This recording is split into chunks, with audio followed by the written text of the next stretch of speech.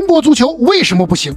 其实任何事的本质都是经济问题。现在一定有人在说胡扯，前些年金元足球可没少砸钱，不还是一地鸡毛？但我这里所说的经济问题不是投资，而是消费。我是足球下六区新人足球司机涵，本期我们斗胆来聊聊中国足球上不去的根子在哪儿。打开这个视频的朋友，其实都算是足球领域的消费者了，至少您把一定的注意力、时间和精力投入到这上面了。但在咱们身边，除去像世界杯这样的大事件，足球是不是始终比较小众？更进一步的消费是不是更指数级下降？买票进场看球的，购买足球周边的，乃至充会员看比赛直播的，是不是都属于挺有个性的事儿？我们进商场逛街的时候，留意一下，是不是足球鞋并不好找，得去专业用品店？这只说明了一个问题，在咱们这里，足球消费力很弱，撑不起一个产业。先别忙着在弹幕和评论里打怪我了，我们只说现象。当一个产业自己养活不了自己，那就只能靠别人输血活着。而玩足球都是大投入，租场地动辄100、10万，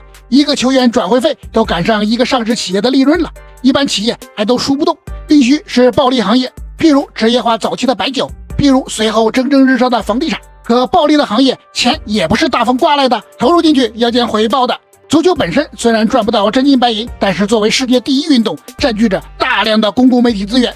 如果把玩足球当成买广告位，这性价比不蹭一下就上去了。何况作为重要的文体项目，还能置换出不少的社会资源。那么有一个涉及到足球根基的问题就来了，就是情绪就变成了负担。这就相当于足球俱乐部是一块广告牌，负责人考虑的是把广告牌怎么弄得更花里胡哨、更吸引人，而青训则是开山挖矿、找铁矿石、炼钢做广告架，让它更牢固、更持久、更耐用。过程太艰辛、太难，时间太长。最主要的是对负责人有什么好处？钱花了，在 KPI 上没呈现，告诉老板您等10年，我更结实的广告牌就建好了。老板瞪了你2眼，抛出灵魂3问：现在的广告牌不能凑合用吗？广告牌不能直接买新的吗？谁告诉你我广告牌要用10年？这不完蛋了吗？不是。有人又说了，你说的都是俱乐部，是联赛，为啥非要俱乐部搞青训？国家搞不就行了？你猜1992年湖南口会议为什么要进行彻底的足球职业化改革？想想当时的社会背景，多少工人老大哥都在为国家减负，自力更生，从头再来。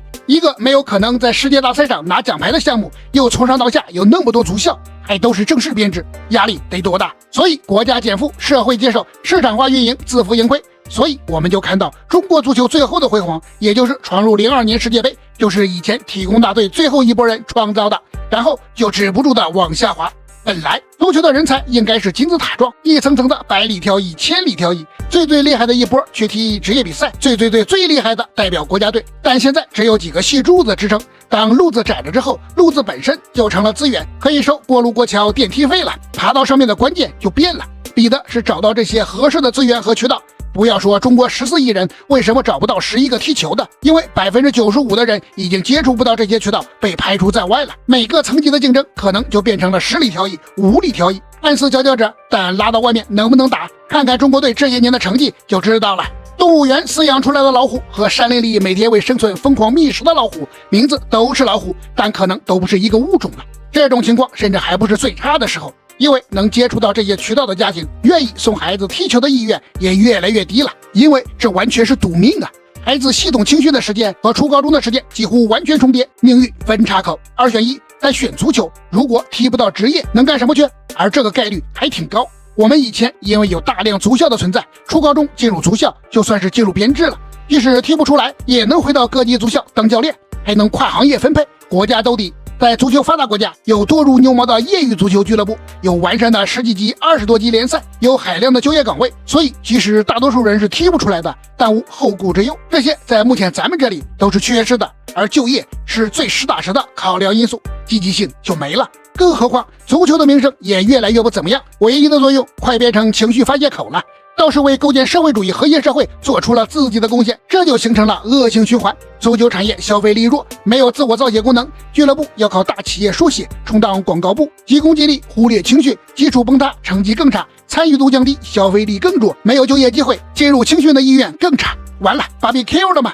大家看到关键点没有？其实只要让更多老百姓接触到，喜欢上足球，特别是让孩子喜欢上足球，就会一点点改变这一切。说白了，主管单位应该干的活是普及，是推广，是让更多人发现足球的乐趣，逐渐愿意在上面花点小钱。然后慢慢建立更多层级、更多人参与的联赛体系。短期内规划是个选择，毕竟好的成绩是强心针，是关注度，是吸引力。但怕就怕在我们只关注短期。还记得之前我们聊的俱乐部负责人可能面临的遭遇吗？其实还有一个最关键的问题，我们为什么一定要搞好足球呢？这个咱们下次聊。我是足球司机涵，客观看足球，理性扒真相。如果您还喜欢这样的视频，不妨关注点赞，咱们随时聊。